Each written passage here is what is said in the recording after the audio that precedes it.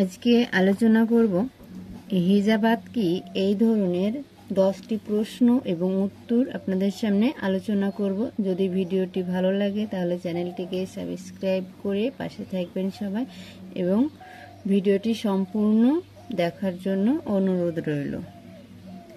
তাহলে শুরু করছি। 1 নম্বর প্রশ্ন, এ রায়ের ফলে ইয়ামার বিন আউফকে কি উপাধি দেওয়া হয়? উত্তর সাদ্দাক। 2 নম্বর প্রশ্ন, মক্কার উপর কুসাই এর আধিপত্য কখন প্রতিষ্ঠিত হয়? উত্তর খ্রিস্ট 5ম শতকের মধ্যভাগে 440 সালে আধিপত্য প্রতিষ্ঠিত হয়। 3 নম্বর প্রশ্ন, কুসাইয়ের সংস্কারমূলক কর্মকাণ্ডগুলি কি কি ছিল?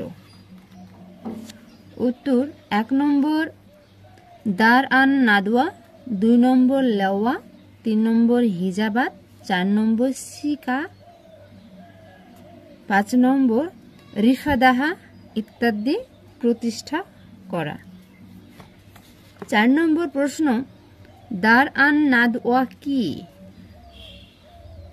উত্তর এটি ছিল কুরাইশদের সংসদ, পরামর্শ সভাকক্ষ এবং ঐক্যের প্রতীক।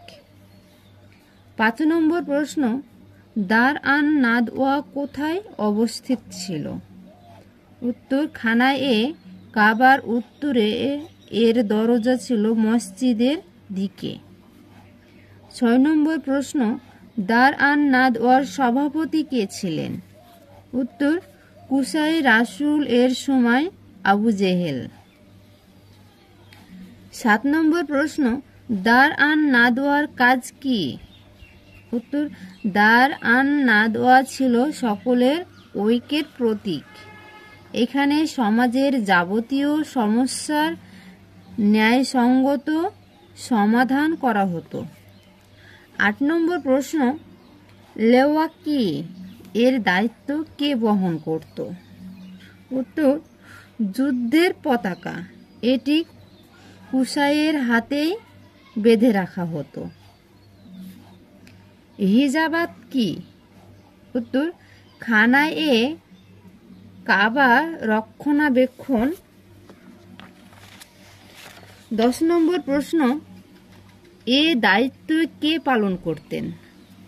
উত্তর কুসাই নিজেই। তিনি নিজ হাতে কাবার দরজা খুলে এ রক্ষণাবেক্ষণ করতেন।